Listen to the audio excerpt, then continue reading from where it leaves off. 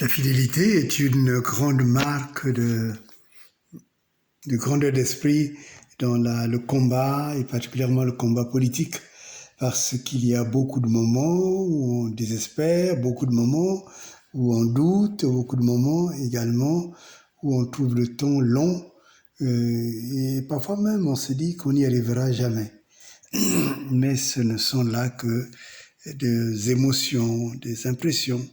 Et c'est pour cela que contre tous ces temps de découragement, il y a vous. Il y a votre fidélité, messieurs, votre fidélité, mesdames, qui moi aussi me booste, moi aussi me permet de continuer la réflexion, de continuer à travailler, à prier pour ce peuple, notre peuple qui souffre vraiment. Alors, aujourd'hui, vous souhaitez que je parle d'un personnage qu'on a un peu oublié ou qui s'est fait oublier très vite, le docteur Bileko dans l'affaire de Kolela. L'affaire, dans le fond, n'est pas tranchée. Ma conviction, je l'avais transmise en disant que c'est un deuxième crime que celui qui a été commis à N'Djamena et que dans la réalité, Paco n'est pas encore enterré. Les éléments, je les veux dans le fait qu'on aurait voulu, et je pense que mes confrères y penseront, remonter jusqu'en justice le doute des enfants sur l'identité de celui qu'on vient d'enterrer, je dirais nuitamment, comme une armée de voleurs, de diablotins, au Bourget. Parce que ce qu'il faut retenir dans ce combat, c'est d'abord le fait qu'il est clair que dans la recherche de vérité, le fait d'avoir permis d'entendre dans un rapport que Paco aurait été décédé, en tout cas le cadavre qui leur a été présenté était décédé le 21, est un élément qu'il faut vraiment structurer, gagner, bien orchestrer de telle façon qu'il soit retenu en justice. Mais cela étant, quand on voit les faits tels qu'ils se présentent de plus en plus, ce Paco qui était déjà mis en sachet à Brazzaville ne pouvait pas un jour après venir mourir avant d'arriver au Bourget. Donc je crois que l'élément de doute qui sans doute aurait permis de regarder un peu les choses différemment, c'est celui des enfants. Il faudrait que les enfants arrivent à dire est-ce qu'ils ont un doute sur le personnage qui a été enterré? Si eux, ils n'ont pas de doute, bien évidemment, cela signifierait que c'est bien Paco qui a été enterré et qu'il faut maintenant retenir cette date-là. Mais si ce n'est pas, s'ils ont un doute, cela conduit à la demande d'exhumation pour identifier. C'est sans doute pour cela que les enfants demandaient absolument qu'il y ait qu'on appelle ça une comparaison d'ADN. Et c'est ça l'acte qu'on a voulu et puis qu'on n'a pas voulu.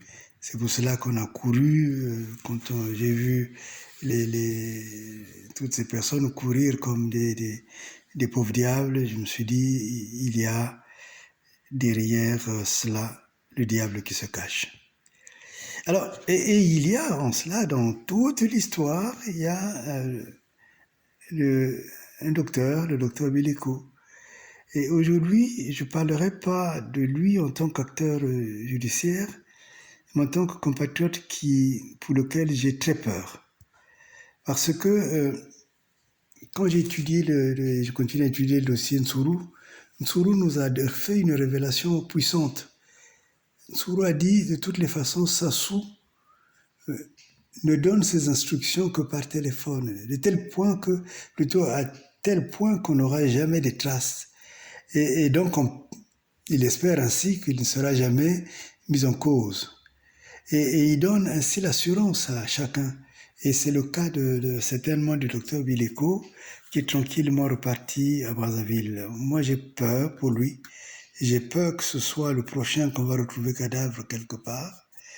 Beaucoup ont laissé leur vie comme cela par insouciance. Moi, je voudrais au contraire qu'ils se rendent à la justice internationale, de telle façon qu'il se constitue, ça met sous la protection de la justice et qu'il dise ce qu'il connaît vraiment, parce qu'il connaît beaucoup de choses. Voilà, sur ce point-là. L'autre point, c'est celui de Monsieur Obami Ngolo. On m'a donné des nouvelles. Mon équipe qui est vigilante maintenant de plus en plus, je dirais pratiquement 24 heures sur 24, sur tout ce qui peut toucher les Congolais partout sur la surface de la Terre, m'avait signalé que Obami Ngolo était entre la vie et la mort. Je suis intervenu et j'ai eu un relais puissant des ONG des droits de l'homme à Brazzaville. Je les salue.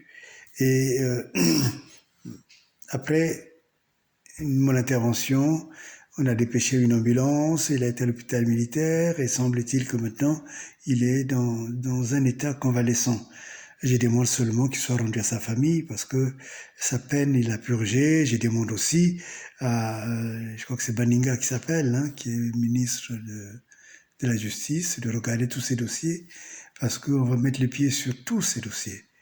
Et cette injustice avec des gens qui se votent dans l'impunité d'un côté et de l'autre des pauvres innocents doit s'arrêter et s'arrêtera. Il y a une parole, à la fois qui me fait sourire, mais j'y suis habitué. Vous me dites qu'il y a une grande haine qui monte contre moi, une haine particulièrement dans la diaspora. Bon, moi je dirais que c'est une haine habituelle de ceux qui n'aiment pas la vérité et qui se voient trahis. Moi je ne fais pas partie de leur clan. Je travaille pour la vérité et je me bats vraiment pour le peuple. Et si ce peuple, il y en avait eu qui se sont vraiment battus, comme je me bats, eh bien, ils ne seraient pas rendus esclaves à ce point-là. Or, depuis plus de 40 ans maintenant, ce pauvre peuple a cru qu'on l'a défendu. Or, en fait, ceux qui l'ont défendu ne sont rien d'autre que des mercenaires. Et c'est la seule parole qui crée cette haine. Et cette haine montre que je suis sur le bon chemin. Et en fait, j'ai envie de dire, j'ai découvert, et il n'y a pas longtemps, je le dois à une jeune artiste qui s'appelle Brittany Suzel, qui m'a conduit sur le chemin d'une grande chanteuse, une grande artiste congolaise qui est très peu connue, Nestelia Forest. Et particulièrement la chanson puissante qu'elle a chantée, Minginita. Et je voudrais que l'on mette cette chanson pour comprendre le mal congolais.